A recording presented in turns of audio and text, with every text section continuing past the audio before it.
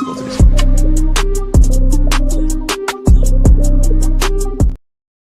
So I'll start in two places because cool. Jake Paul was really pissed off.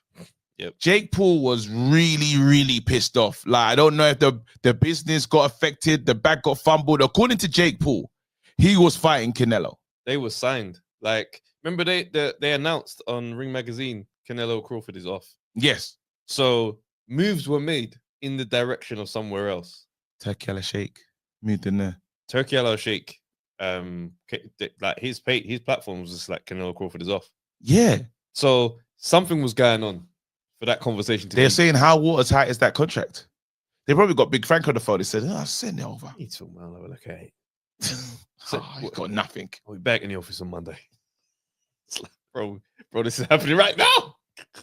What is now? So Jake Paul's doing nonsense, trying to get attention. I understand because Jake Paul, let's be fair, he's kind of got nowhere to go. Well, really, yeah, like right. they can't Tyson it, and this would have made this is the perfect fight from a Jake. Let's talk from Jake Paul's perspective first, yeah. Cool. From a Jake Paul perspective, this is the perfect fight. You fought Tyson, which is like stupid, yeah. Canelo, finally, there's a guy that's not gonna look after Jake, we hope, yeah, and it's the guy to end the story. Really, you think of Canelo, and it makes sense of Canelo because it's like no risk.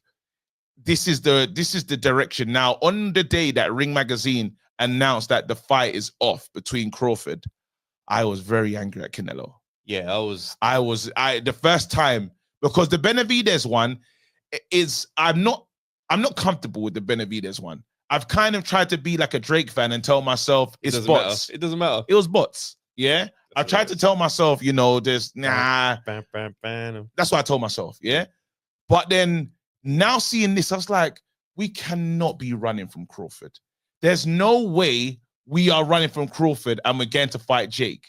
Luckily, whatever the legalese legaled, yeah, and that's now in the distance, and it is all roads to Crawford. Yeah, we're hearing there's a warm-up fight potentially. Well, yeah, there's 4-fight deal. Yeah, What's the he signed a 4-fight deal with Turkey, and who's he fighting in May?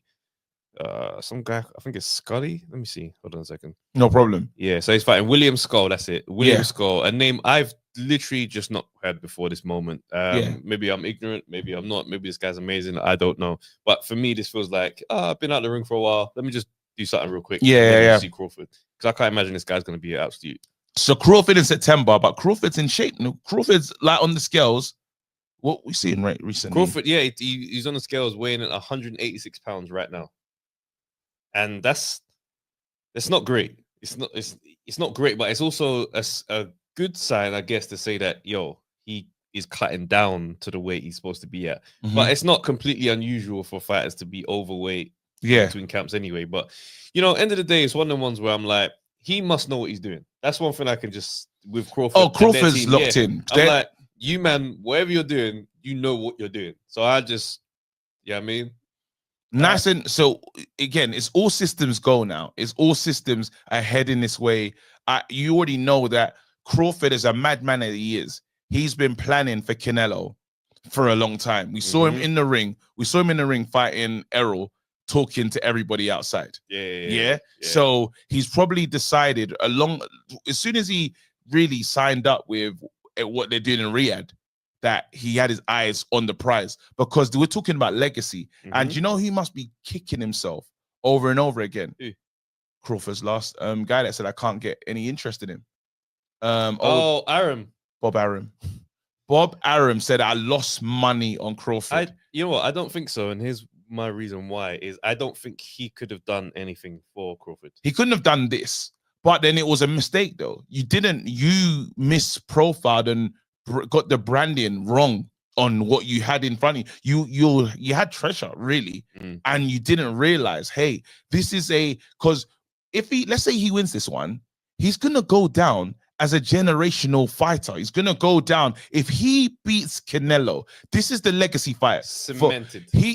What you put him in the what then? You put him in the every conversation that you need to have, bro. He's up there with all of them. He'll be there now. Everybody, bro. He's up there. But I mean, It's just such a shame that it's not legacy for Canelo. It's just money.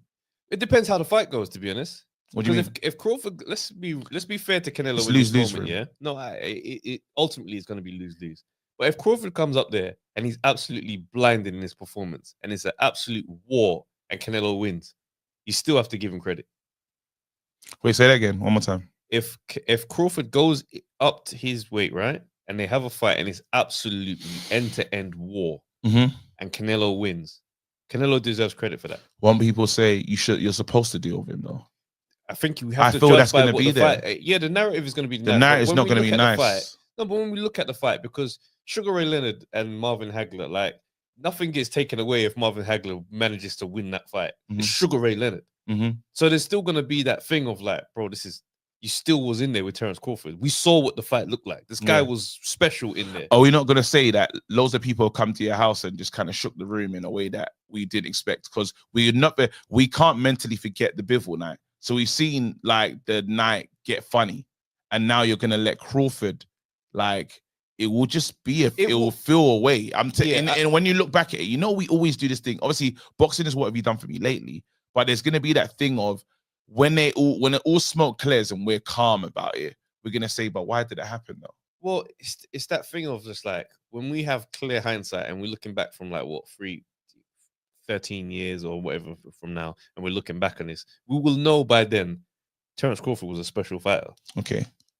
So these little things that we're going to say, the narrative he did. No, bro, we have to look at what this man was doing in the ring. And I think it will change, because when we look back at old fights, we don't recall the storylines of what Roberto Duran was going through in his camp before Sugar Ray Leonard. This is a real point. Sporty Sports says a lot of people thought Charlo, who was undisputed at 154, had a chance versus Canelo. Then afterward, everyone discredited Canelo and said Charlo was too small. Yeah, but I'm talking way. But that's going to happen. Yeah, that's going to happen in the immediate. I'm talking down the line, because we don't remember these narratives down the line. We just go by the performance on the night. Yeah, you understand what I'm saying? Like, if you look at Roberto Duran and Tommy Hearns, it's only the purists that factor in where Roberto Duran was in his career at that moment where Tommy Hearns sparked him out. It's going to happen with Conor Benn. It's going to happen with Conor Benn Eubank. I'm telling you, like, in the moment, it's going to be, we're all here for the drama and all here for the madness. But this is kind of lose-ish for Eubank. It's lose-ish. Like, when you give up that, the difference is the overwhelming opinion is they want to see something happen to Conor Benn because he's the bad guy now. Yeah. So they'll be happy with it, even though it's if Eubank wins, you'd say, well, the bigger guy won. Yeah. So yeah. All right. Well, listen. It's interesting. We're locked in.